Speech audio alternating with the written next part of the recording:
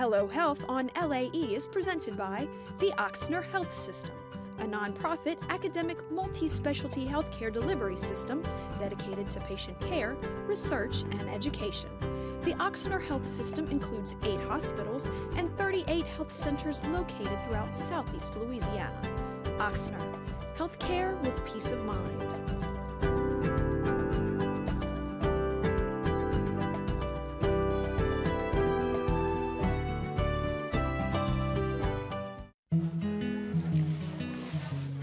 We call it our More Money to Spoil Our Grandkids plan.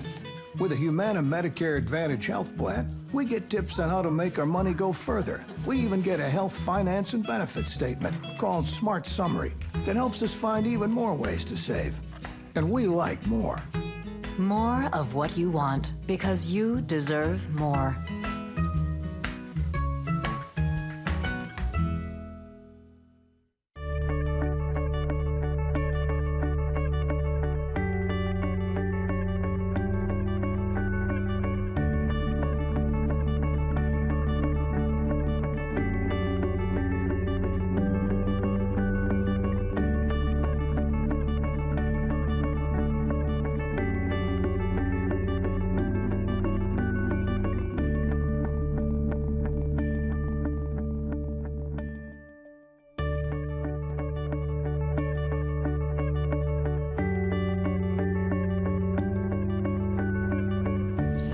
Good evening, I'm Tom Bagwell, and welcome to Hello Health, a partnership with WLAE, the Ochsner Health System, and Humana to bring Ochsner's Hello Health weekly education and information series to television. Tonight we're going to be talking with neuro-ophthalmologist Dr. Andrew Lawton about vision, and more specifically how things like Parkinson's disease or suffering a stroke can potentially lead to partial or even complete loss of eyesight if not treated properly. In the second half hour of our program, we'll be taking your questions live by phone, as we always do, at 504-866-3200. That's 866-3200. And by email. You can email your questions to us at hhquestions@wlae.com. There's the email address on the screen. You can send those email questions now. We'll ask you to hold off on the phone calls for just a little while. Tonight on the program, we welcome neuro-ophthalmologist Dr. Andy Lawton. Dr. Lawton earned his medical degree from the Albert Einstein College of Medicine in New York City. He completed his residency in Atlanta, Georgia at Emory University before completing fellowships at the University of Southern California, USC, and the Manhattan Eye, Ear, and Throat Hospital.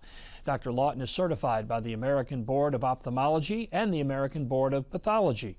He's also recognized as a fellow of the American Academy of Ophthalmology, and it is our pleasure to welcome and honor to welcome Dr. Andy Lawton to Hello Health. Good to have you with us on the program. Thanks for being here. So, Doctor, what was it or who was it that first got you interested in medicine? Medicine is sort of the family business. My father was a physician, and actually my daughter's in medical school now. And it just seemed natural once I got into college that I'd be prepared to go into medical school. And how about an eye doctor? You said that happened by chance? It was. I had studied to be a pathologist, and just by sheer chance an opening occurred in the ophthalmology department for a residency position. And there you go. And what was it that brought you to New Orleans? And this is your second tour of duty, right? Yes, previously been on faculty at Tulane and LSU, and now I've joined the staff at Ochsner. There was an opening that came up because of the development of the neuroscience program. Okay. And you said it was more than just the job opening, right? You enjoyed the city and had always wanted to kind of return back. Yeah, we were in Little Rock, and I found that with New Orleans, everything sort of slides downhill after a while, right down to the lowest point. So there you go. From Little Rock, that's a good choice. New Orleans over Little Rock, Arkansas. Definitely. Well, let's talk about neuro-ophthalmology. What exactly is a neuro-ophthalmologist, and how many, I'm assuming it's an area of specialty, how many are out there? Neuro-ophthalmology has a textbook definition and an actual definition. The textbook definition has to do with conditions outside the eye that may affect vision or the way vision is processed. In reality, a lot of what I do is troubleshooting. A patient may have an issue that a physician does not feel comfortable handling or doesn't feel has a handle on it.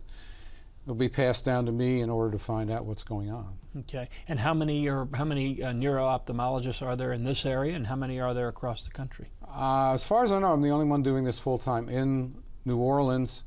If you look at New Orleans, North America in general, there are about 250 in North America. Okay. And how long is the field of study? If you want to be an ophthalmologist, it's how much extra work do you do to become a neuro-ophthalmologist? Generally, people. And what kind of extra work?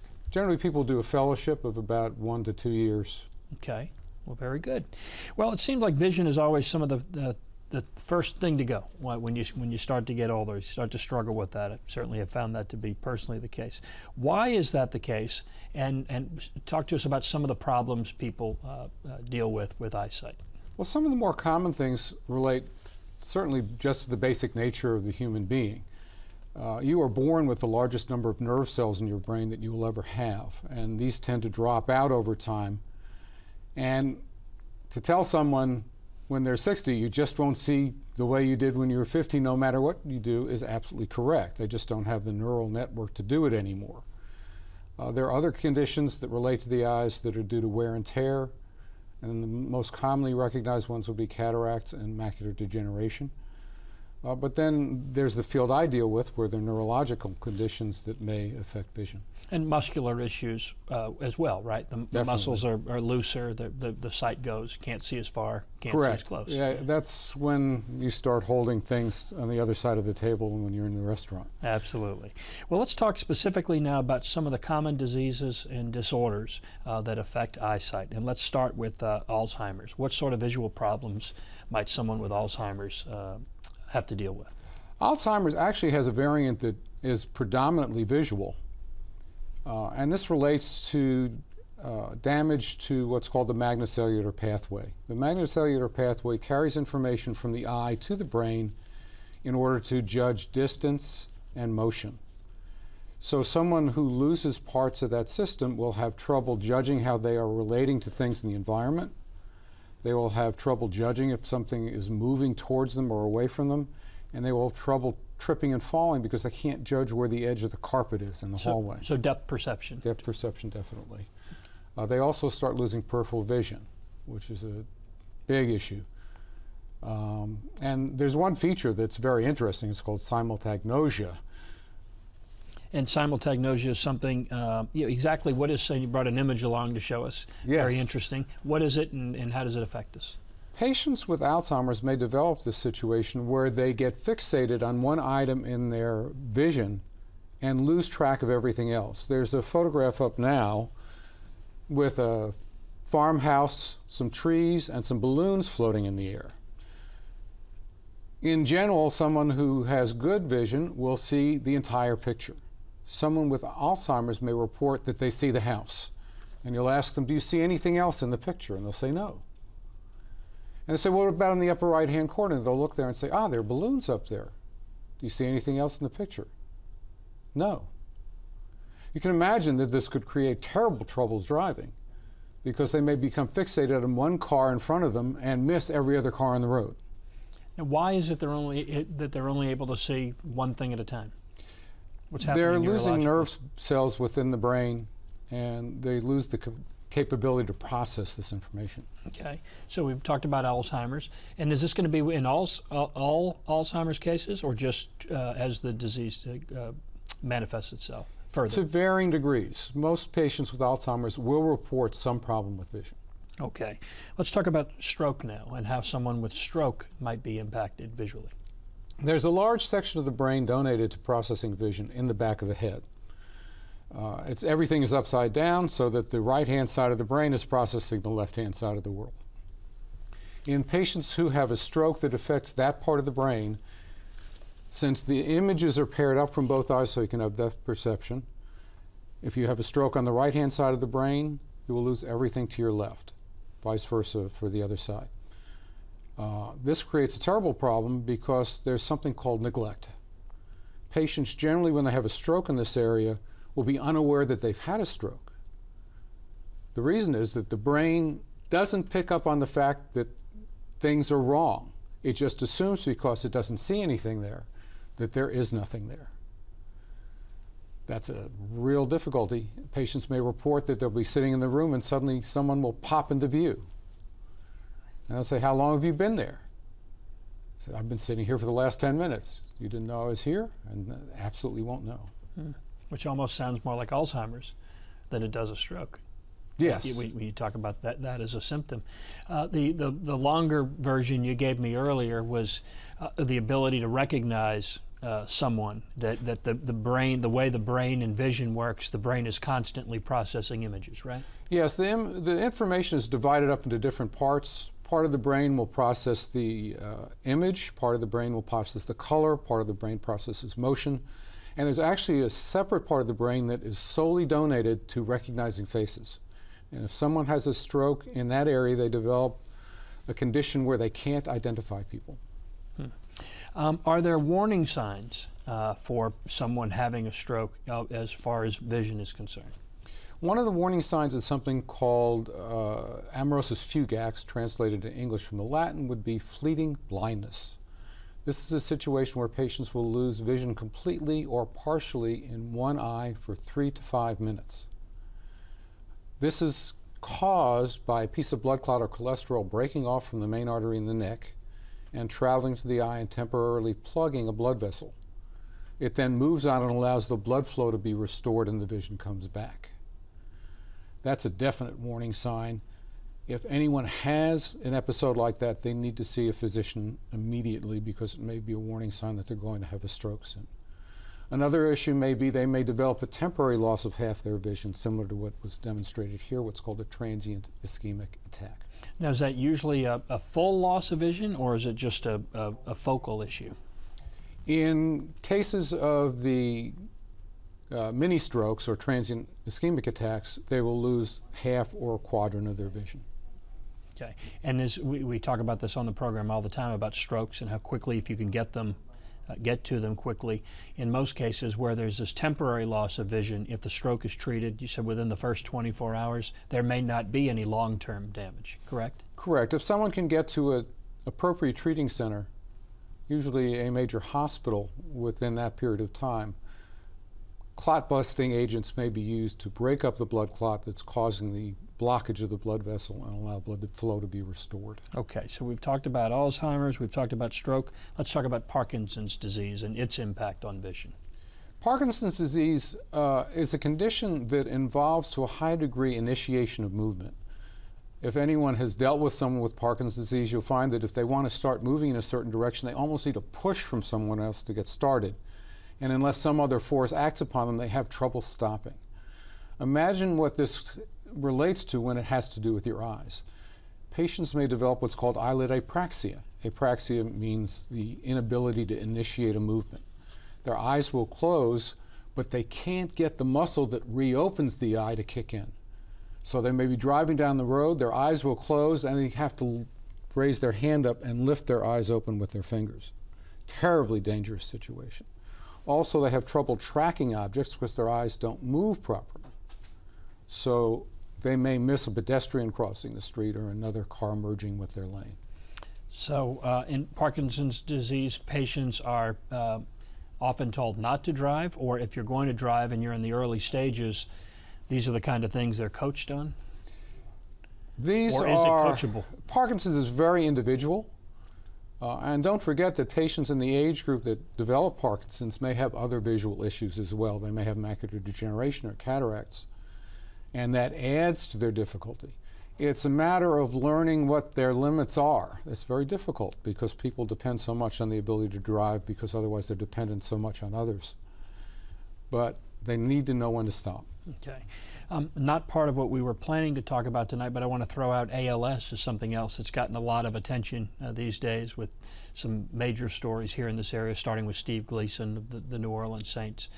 Is that something that we should let people know about? The Steve Hawking story about how he uses his eyes to communicate. So no real issues with ALS and vision, or is that the case? Generally, the eye movements are well preserved. They are not. The nerves that supply eye movement don't pass through the spinal cord, so they're not involved in the training process. Okay, good. Well, two important areas the doctor wanted to discuss tonight. First is ischemic optic neuropathy. What is it, and what does it mean for people diagnosed with it? Ischemic optic neuropathy is essentially a stroke of the optic nerve that connects the eye to the brain. It's very different from strokes everywhere else. This is not a condition that's produced by a blood clot or a hemorrhage or a piece of cholesterol. This is now believed to be what's called a compartment syndrome. the optic nerve has to exit the eye through a hole in the wall of the eye. The wall of the eye is rigid. If anything makes the optic nerve swell, it's like having a sprained ankle and wearing a boot. If you don't loosen that shoelace holding the boot closed, it acts like a tourniquet and shuts off blood supply to your foot. The same thing here is that when the optic nerve swells, the wall of the eye acts like a tourniquet and shuts down blood supply to the optic nerve that connects the eye to the brain. And it can cause a sudden loss of vision. Most often people report that they wake up that way. Who's at risk for this, and what are the major risk factors? Age range usually starts about age 40. Major risk factors would include diabetes, also people who are pre-diabetic, high blood pressure, people with high cholesterol, or smokers, definitely. There are other causes, including obstructive sleep apnea, and patients may have medications for erectile dysfunction. This has been recently demonstrated in research studies. And then there's a condition called giant cell arteritis. I wanted to quickly mention something about obstructive sleep apnea because it's a particularly dangerous condition and may be life-threatening. I have a personal friend who fell asleep at the wheel of the car because he had sleep apnea that was untreated, and he just passed out. It's characterized by loud snoring, and generally the spouse, the family dog, everyone else is at the other side of the house when this person is sleeping just to get away from the noise. That is a real warning sign. Anyone who snores should be checked for this condition. All right. We're visiting with Dr. Andy Lawton, neuro-ophthalmologist, and tonight we're talking about common diseases and disorders and how they impact vision and vision loss. Time to call with your questions is right now. Here's our phone number, 504-866-3200. That's 504-866-3200. Again, you can call with your questions right now. We'll start lining them up. Or you can send us questions by email, and lots of you have already done that. Our email address is hhquestions@wlae.com. You can send in those emails right now, too. The other important area we wanted to discuss tonight with the doctor is giant cell arteritis, which the doctor mentioned earlier. So first of all, what is it, and what are some of the warning signs? What do people need to be looking out for here? Giant cell arteritis is an autoimmune disease where the body's protective immune system goes haywire, and instead of protecting a person from disease, creates one. The average age for this condition is 75, which breaks the mold for autoimmune disease because most people think of things like lupus or rheumatoid arthritis as being diseases of younger people. This is one of older people. The symptoms are very sneaky. The most commonly reported symptom is headache because the arteries in the scalp become inflamed and start to hurt. The patients will report their scalp is tender to the touch because the arteries are sore. One of the most characteristic findings is something called jaw claudication. This is cramping and pain in the jaw muscles while chewing and is only really seen in this condition. Patients may lose weight without explanation because they get decreased blood flow to their digestive system. They may have unexplained fever. They frequently report symptoms of pain in their neck muscles, shoulder muscles, lower back, and around joints. They may report temporary visual loss in one or both eyes, and they may report instances of double vision where they see two instead of one object. Why is this condition so dangerous? This condition is particularly dangerous because its primary target is vision. The most commonly involved artery in the body is the one you see in the photo. This is called the superficial temporal artery and runs in the scalp, and you can see that this is markedly enlarged. It's like a rope, and it has a very firm rubbery consistency. Right above the eye? It tends to run from right in front of the ear up in an arch and then comes down and hooks up to another artery that comes out of the eye socket here. This is very tender to touch, and that's an immediate warning sign. Anyone who has anything that looks like this needs to be seen by a physician immediately. The reason is, if you go to the next photo, is there's inflammation going on in the arteries. This is a horribly involved artery. There's no opening in the center of the artery at all. And it doesn't have to be completely clogged. So no blood flow. Right, there's no blood flow.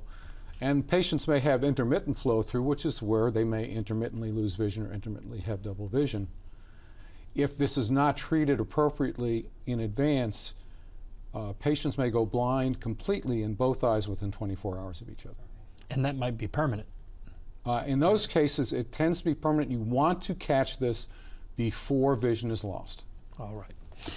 Well, and how would this condition be treated typically? The standardized treatment is with high-dose corticosteroids, prednisone if it's given orally, and methylprednisolone or decadron if it's given through a vein. All right.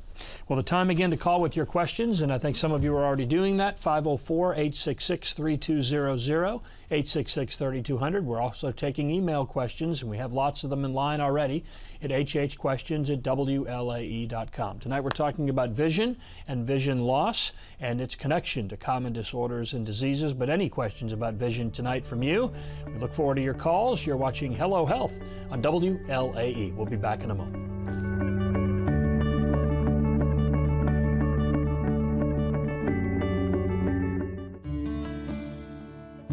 We can beat this. The spill in the Gulf, it's a catastrophe. But we will solve it. This is not a Gulf Coast issue. This is a national problem that requires a national solution. But what can you do to help? What do you have to offer? Your voice. Speak up. Add your name to the petition Demanding restoration and protection of America's Gulf Coast. Sign it. Share it. Be the one. Be the one. RestoreTheGulf.com.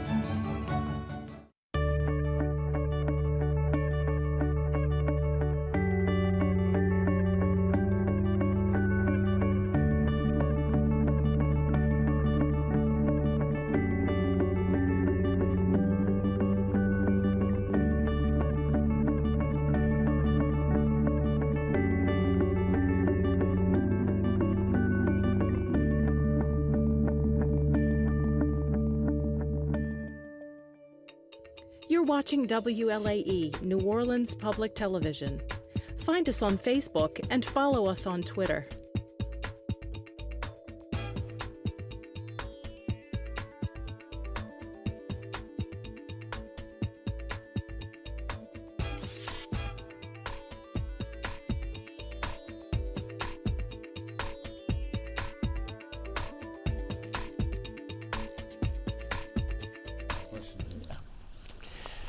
All right, welcome back to Hello Health on WLAE. I'm Tom Bagwell. Good to have you with us tonight. We're talking with neuro-ophthalmologist Dr. Andy Lawton. We're talking about vision, and more specifically, how complications from several common disorders and diseases can potentially lead to partial or even complete loss of eyesight. Parkinson's disease, stroke. We've talked about a number tonight.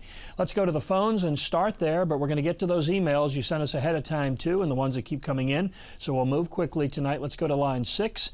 Jean is calling us from New Orleans. Jean, welcome to Hello Health. Good to have you. Hi. Hi. Go right ahead with your question. I have a question, doctor. I am constantly plagued by losing eyelashes.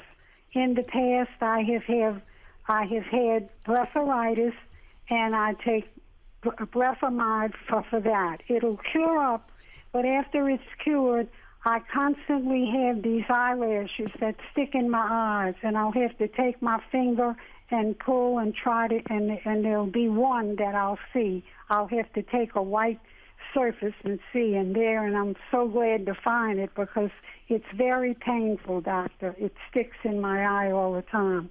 Is there any cure for this or something I could do? That's a good question, Jean, because a lot of people have this problem. If there's scarring of the eyelids from a condition like blepharitis, the eyelashes may become misdirected. Also, for reasons not well understood, eyelashes may start growing out of the oil glands in the eyelid, which points them in the wrong direction towards the eye. In many cases, this can be treated, as you have done, by simply pulling the lash out. But unless the bulb, the hair bulb, is destroyed, the eyelash may grow back. There are several ways of destroying the eyelash completely, similar to electrolysis. It may use an electrical current, which is not often used around the eye. It may use cautery. It may use freezing, or in particularly refractory situations where nothing else seems to work, the surgeon can just simply excise the hairs and cut them out. All right, Jean, sounds like you've got some options. Thank you for your call. Let's go to line 1. Lorraine is calling us from Metairie this evening. Lorraine, you're next. You're on with Dr. Lawton. Go right ahead. Thank you for answering my questions. I had a cataract operation 1 year ago, and my pressure. I had glaucoma, and it was 24 a year ago, and now it's 34 in that's one eye, and I also have the other disease, and he's got me on Combion. Am I going to go blind? I'm sorry, what was the medication? Combion. Oh, okay. And he just put me on it 3 weeks ago, and I'm pretty upset, because I had the cataract, and then now he tells me that my pressure went up in a year from 24 to 34 in that eye. My right eye is fine. I already had that cataract taken out. But am I going to go blind? That's a tough question, simply because everyone is an individual in this situation. There are a lot more options now for treating glaucoma than there used to be. Some of them are medical.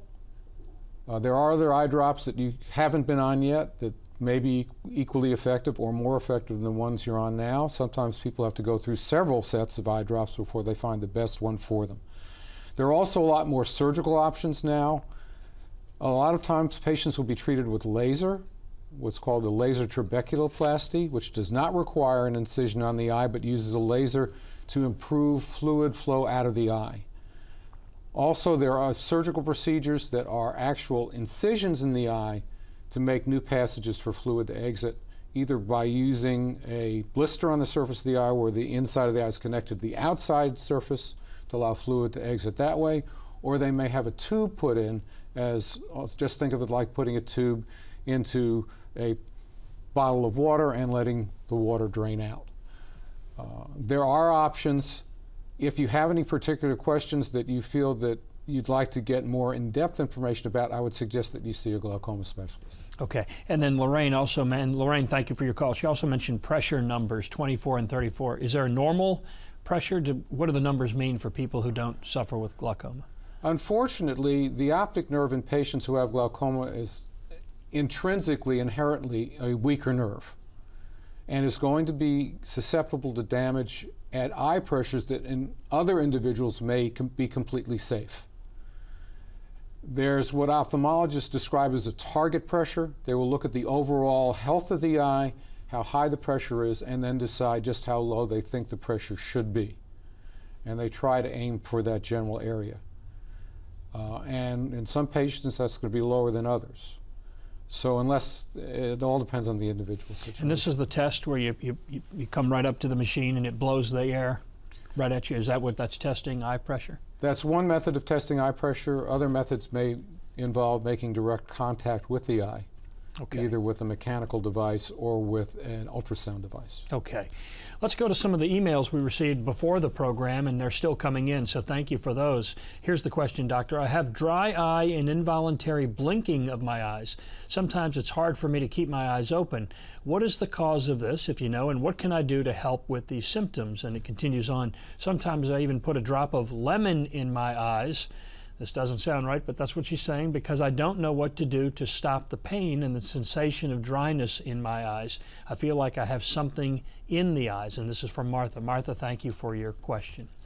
This is a particularly important question because so many patients, as they age, will develop problems with the tear protection of the eye.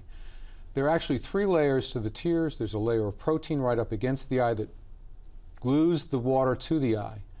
There's a layer of water in the meat of the sandwich, which contains nutrients and oxygen. And then there's a layer of oil on the surface that provides a nice smooth surface and keeps the water from evaporating. If anything is not working in that area, then the tear film breaks down and the eye becomes uncomfortable.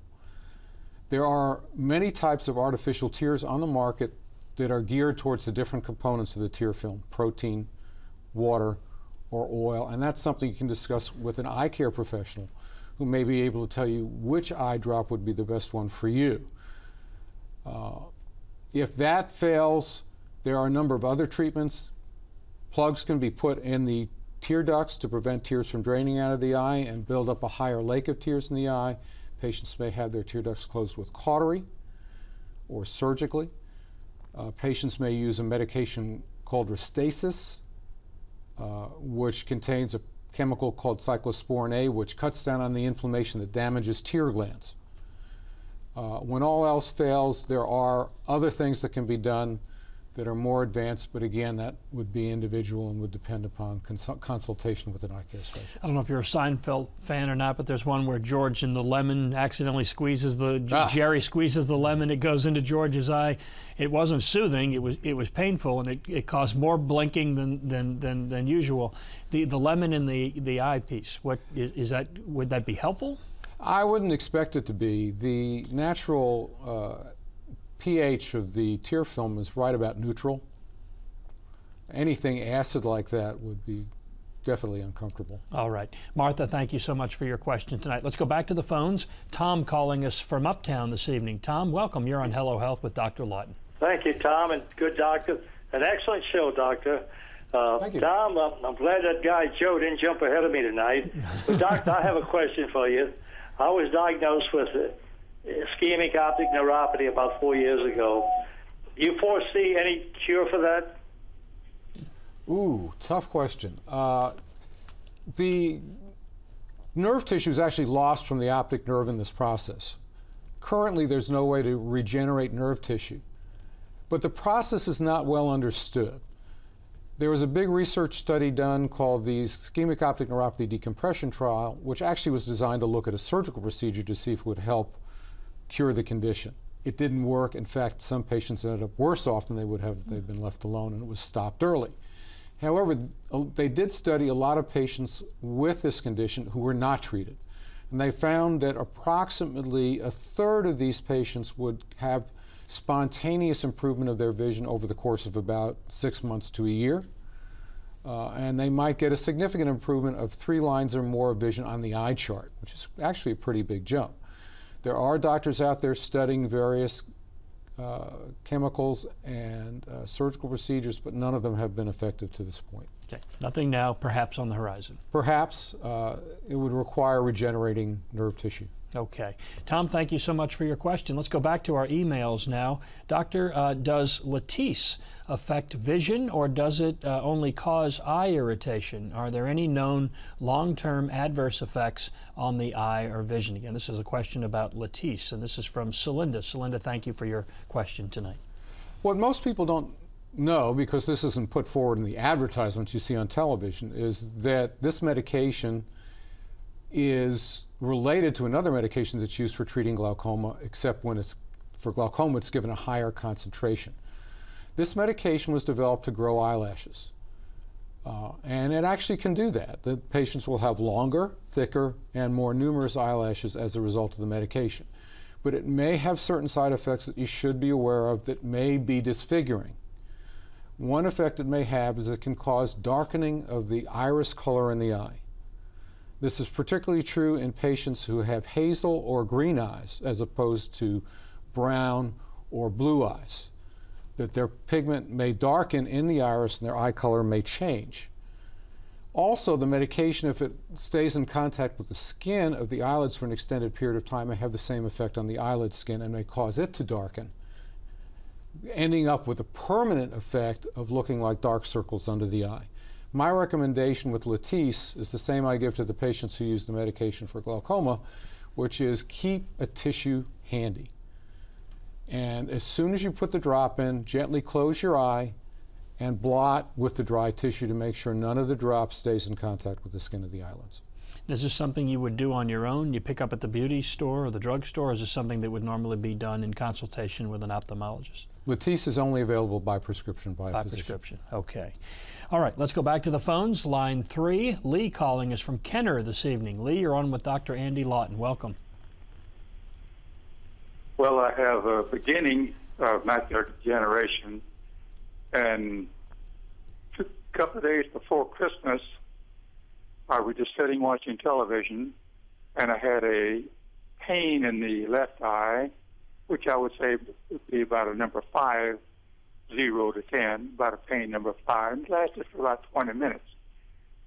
Well, the result is I couldn't get in touch with the doctor over the holidays, so it lasted about a week later by the time I got to my retina doctor, and I've only been treated for about 2 months, for macular degeneration. But now I have high pressure. In other words, it was up in the high 30s, they're getting it down to they're having trouble keeping it down to around 25, 24, 23. And I'm just wondering, which should I fear worse? Macular degeneration, or with a pressure problem, they call that glaucoma. So what is my future there? Am I going to be a gradual blind candidate, or is there positive thinking that they can stabilize my reading ability and so forth where it is now? I have difficulty now reading more so than I did, say, 6 months ago. Lee, let's see what the doctor has to say. Thank you. Yeah, you're facing a very common situation because as people get older, both the risk for glaucoma and the risk for macular degeneration increase. In most patients, they have what's called dry macular degeneration. This is a very slow-moving process, but unfortunately, it's not treatable with medication at all, per se. There is some evidence that taking certain vitamins, and if you go down to the pharmacy, you'll see vitamins that say AREDS on them, A-R-E-D-S. This is a formulation that was developed as part of a research study called the Age-Related Eye Disease Study, or ARED study, where they found that this medication may slow down the progression of this dry macular degeneration. That's the most common form. There's no magic bullet for that. Patients never become completely blind from that, but they may develop holes in the center of their vision and lose their ability to read. But it's a very slow process. There's a second form of macular degeneration called wet macular degeneration, which used to be the biggest threat to vision in macular degeneration. This is a situation where abnormal blood vessels grow underneath the retina inside the eye and start to bleed and leak fluid. Interestingly enough, there are treatments available now for that condition. One of the most common treatments has to do with injections into the eye with chemicals that interfere with the proliferation of new blood vessels, which are called VEGF inhibitors, vascular endothelial growth factor inhibitors. Patients may initially start out with monthly injections directly into the eye, and this may be cut down in frequency over time. This is a remarkable treatment because it used to be all the treatments were, well, we can hold it, but we can't reverse it. Patients with this may actually go from poor vision to near normal vision just by getting these injections. There's a newer medication available also called Eylea, which is a slightly different process and may work in some patients that are not responsible to VEGF inhibitors and vice versa. So just because one of them doesn't work, it doesn't mean that the other one won't. There have been treatments with lasers. There have been some attempts at using radiation therapy for treating macular degeneration. These really haven't panned out as well as the injections. Now, as far as glaucoma goes, as was mentioned with the previous caller, there are multiple options available other than just medications. There are multiple different types of surgical options, either direct surgery with incision in the eye or with laser. And if you have concerns and you don't feel like you're getting the answers you feel you need, I would definitely recommend seeing a glaucoma specialist. All right, Lee, thanks. Sounds like Lee does have some options, and thank you for bringing them up, Doctor. Let's go back to the emails. Dr. Lawton, I've been having visions of blue spots off and on from my eyes for over 2 years now. I've seen 2 ophthalmologists and a neurologist for this condition, and no significant diagnosis has been made. Do you have any insight about what might be causing this condition? So let's get a third opinion here from Dr. Andy Lawton. I don't know if Gail is male or female, but in males, one of the interesting things about erectile dysfunction medications is they may cause blue vision. Patients will report after taking the medication that everything turns blue. The reason for this is that the chemicals used have a direct effect on the nerve cells in the nerve line of the eye and the retina and cause some of them to shut down temporarily. So patients will only see the blue spectrum of things. As far as seeing blue spots, some patients with poor vision, I don't know what your vision is at this point, may develop what are called unformed visual hallucinations. These will be release factors because people aren't seeing clearly in areas. The brain fills in the gaps. I'm going to show my age. In the old days with TVs and the rabbit ears, you had a dial that you turned to click from station to station. If you hit a station that was there, you got a nice picture. If you got in between, you got static. This is static. If there's nothing there to calm the static becomes visible. All right. Lots of great questions tonight. We'll continue to roll along. If you're holding on the phone, we ask you to be patient because we are trying to get through these emails that were sent to us even ahead before the show even started tonight. Let's go to Audrey on line 4. Audrey, you have a question for Dr. Lawton? Yes, hello, Dr. Lawton. My name is Audrey. Hi. My husband had cataract surgery last year, and since he had the surgery, his vision is worse. They diagnosed him with macular edema. They told us that it could not be seen before the cataract surgery. They had to do an angiogram after to diagnose it. So we went to a retina specialist. He treated it for 6 months. He said no surgery. Then after 6 months, then he said, yes, he needed surgery. What do you think the percentage is of having this surgery that it would make the eye worse? He's got a lot of blurriness. Did they say that he had an epiretinal membrane? No. I'm not quite sure which surgical procedure you'd be discussing. That's the one thing that concerns me. So. Well, it's with the retina specialist. Okay. Macular edema or swelling of the center of the retina after cataract surgery is not unusual. There's a gel that fills the back of the eye called vitreous, and in the process of doing the cataract surgery, there may be pulling and tugging and traction on that vitreous gel, which can pull on the back of the eye and cause fluid to leak out. This is particularly an issue if the eye becomes inflamed after cataract surgery, which it may. Interestingly enough, this condition is treated similarly nowadays to the way wet macular degeneration is with injections into the eye, and it can be very effective. Patients may also be treated with oral medications, or they may be treated with eye drops. This is not, if it's just the macular edema, it is treatable. And that is not an unusual complication to cataract surgery. If there's any question beforehand, if the vision doesn't seem to be in the realm of what the cataract looks like, eye doctors get used to looking at cataracts and saying that one should be about 20/40 vision, that one should be about 20/60. If you had someone come in with 20/40 vision and they actually read the eye chart at 20/80, then you may be able to do a test called OCT, or ocular coherence tomography.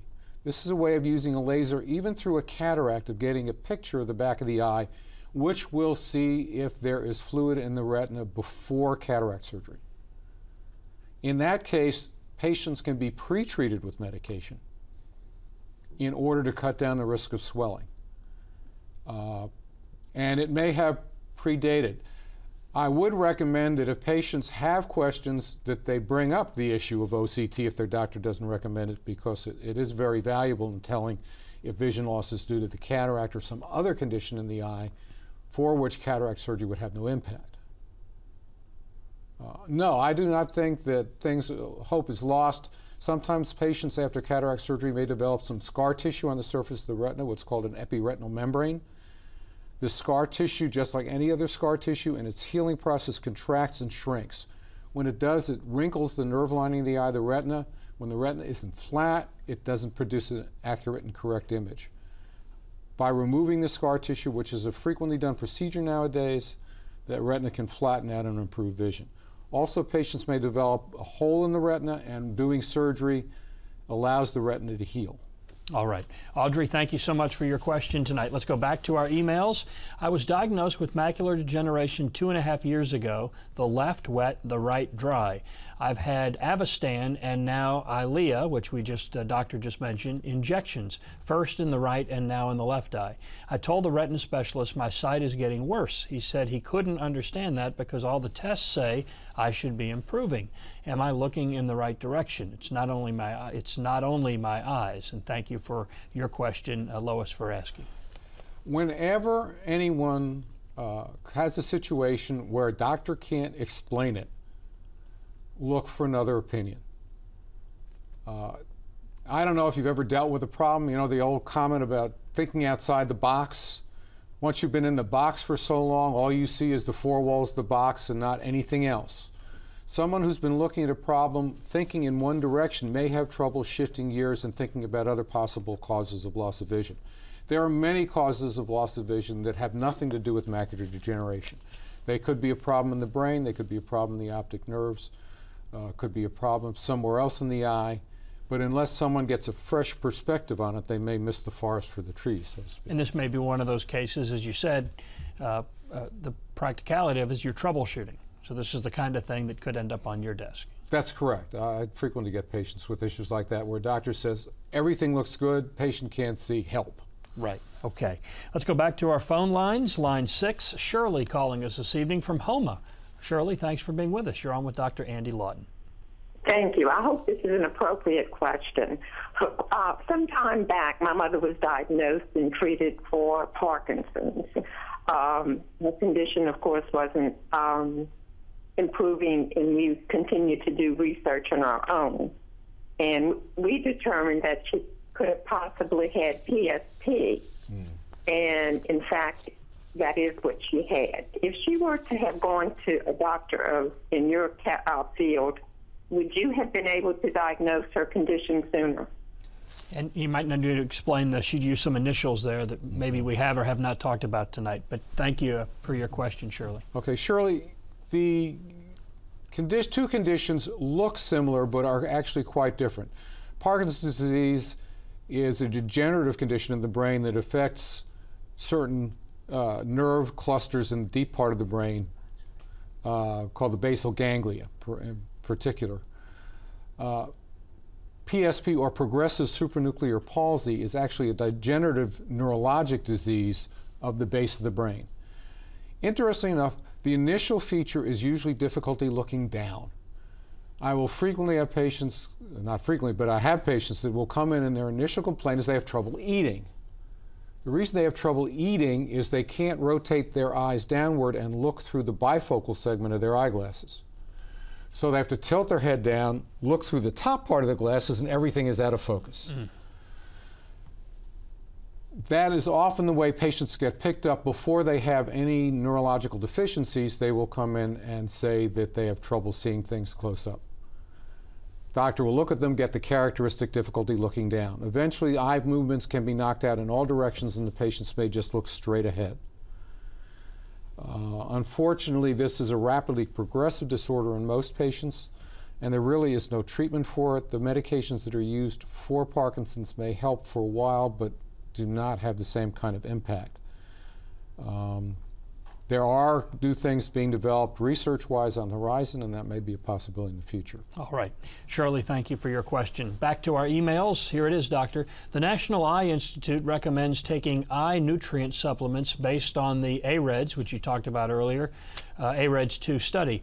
I'd like to know what Dr. Lawton thinks about the study and the large doses of these vitamins and minerals to be taken daily. I've been diagnosed with intermediate AMD. I'm concerned about taking the large doses of these vitamins and antioxidants in the AREDS formula along with the one-a-day vitamins I'm currently taking. This is from Betty. Betty, thank you for your question tonight.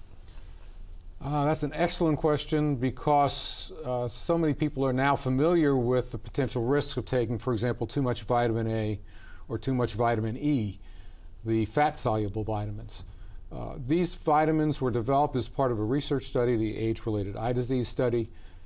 And the initial formulation, the AREDS 1, had a lot of zinc and a lot of beta-carotene in it. The issue of zinc has become questioned because there's now some evidence that zinc may be present in diseased nerve cells in people with Alzheimer's disease. So the question is, by taking large amounts of zinc, may I predispose myself to get Alzheimer's disease? So far, that has not been an issue, but it hasn't been studied for that long. The one thing that is an AREDS 1 that people have to be aware of is something called beta-carotene. Beta-carotene is a variant on vitamin A and is known to increase the risk of lung cancer in patients who have smoked and recently quit or currently smoke. anyone who's a smoker should never take the AREDS 1 formulation. The AREDS 2 formulation leaves the beta-carotene out and puts lutein in, which is a much more benign agent, does not produce that effective risk for lung cancer. It also has a decreased amount of zinc in it. There's been no evidence to this point of anybody developing any toxicity or problems from the levels of medication in these vitamins, but they are really only effective in patients with moderate to severe macular degeneration. They do not treat other conditions. All right. Betty, I hope that's helpful for you. Let's go back to our phone lines. Diane is calling us from Harvey this evening. Diane, you're on with Dr. Andy Lawton, and you're on Hello Health. Yes, hi. Thank you. Good evening. Good evening. Okay. I have macular degeneration in both eyes, the dry in the left eye and the wet in the right.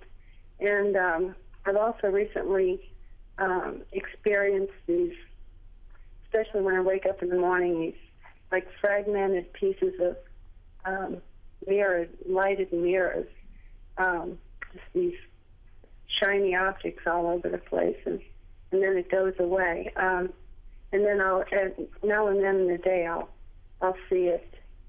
You know what this is or what's causing this?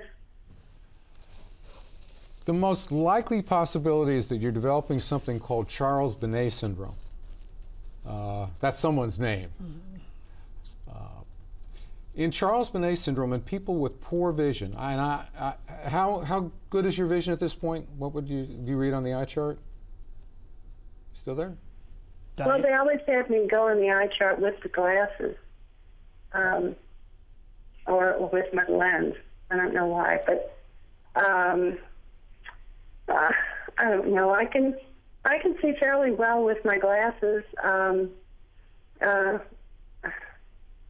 Okay. I use two different pairs, one for seeing close and one for seeing far. I've tried to get people to make me a pair of glasses with just that kind of lens, and I can't seem to get that done. But I have contact lenses that are mono, and they work fine. But I'm noticing my sight getting a little less in the seeing far, and I do have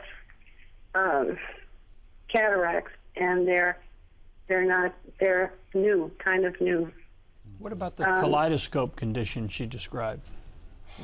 There are fragmented mirrors. Several possibilities.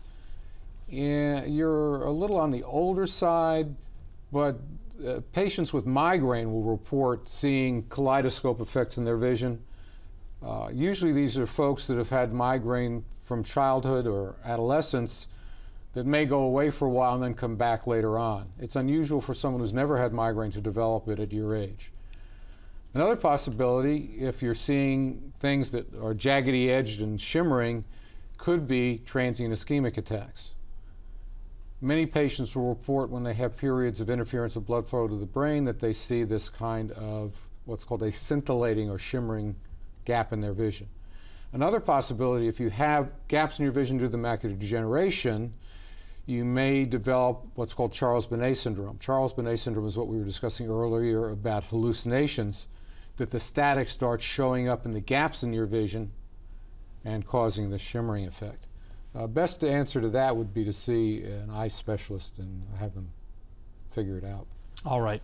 Diane, thank you so much for your question. Back to the emails now. Doctor, I've had now a floater in my left eye for almost a half year. My regular eye doc said it would go away, but it hasn't.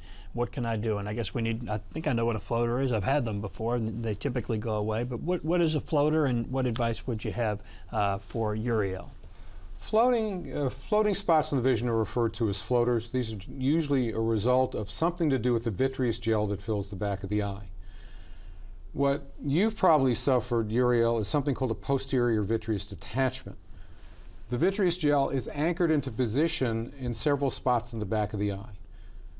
The tightest adhesion is around the edges of the optic nerve that connects the eye to the brain. For a reason that's not well explained, most people over the age of 65 by that time will have a weakening and then a breakage of that connection to the back of the eye. When that happens, the vitreous gel collapses in on itself and drifts away from the back of the eye, and patients will see the tissue that used to anchor it to the back of the eye as a circular or C-shaped ring in their vision. Generally, over time, thanks to gravity, the vitreous gel will start to settle down, and as it falls to the floor of the eye, that area of circle will disappear from vision. It may take months. It's not unusual for it to last as long as it has, but generally over time gravity will pull the vitreous gel down and get it out of your line of sight. Okay, and I think we have one more email we're going to try to get to very, very quickly. Doctor, would you please discuss ocular occipital migraines, and should I be concerned? This is from Sal. Thank you for your question. As a mutual migraine sufferer, I'm a topic close to my heart, Sal. The migraines are caused by bursts of a protein in the bloodstream called serotonin. And that causes changes in blood flow in the brain and changes in electrical activity. Basically, what a migraine aura or visual migraine is an abnormal firing of nerve cells in the back of the brain in that area that processes vision. This will usually be described as either jaggedy edge or shimmering or kaleidoscopic effect that starts in the center and spreads out. These are extremely disturbing to people and absolutely harmless. Just wait it out. It'll go away and does not indicate a sign of permanent damage. The only time I tell people to be worried would be if you've never had migraine when you were younger and you develop past age 55 or 60, somewhere in there. And just to go back and circle back to where we started, any sort of vision loss, complete vision loss, even if it's temporary, could in fact be a stroke and something that needs to be looked at immediately by a doctor or a hospital. That's correct. Anything new or unexplained definitely should be investigated. All right. Doctor, I want to thank the doctor for the education and information he's provided tonight and for his continued work in the Ochsner Health System. It's been a fascinating hour. Thank you so much, Doctor. Thank you very much. Dr. Andy Lawton. To make an appointment with any Ochsner physician, including tonight's guest, or to register for any of Ochsner's Hello Health seminars, you can call Ochsner at this number, 504-842-5669. That's 842-5669. It's a number set up just for the viewers of this program. As a reminder, you can rewatch tonight's presentation or any of our Hello Health programs on our website at WLAE.com or on Ochsner's website at ochsner.org. Our thanks again to tonight's guest, Dr. Andy Lawton. Thanks to Humana and Ochsner for making this program possible. And our final thanks, as always, is reserved for you, for your support of this program, Hello Health, and this station, our station, WLAE. Good night.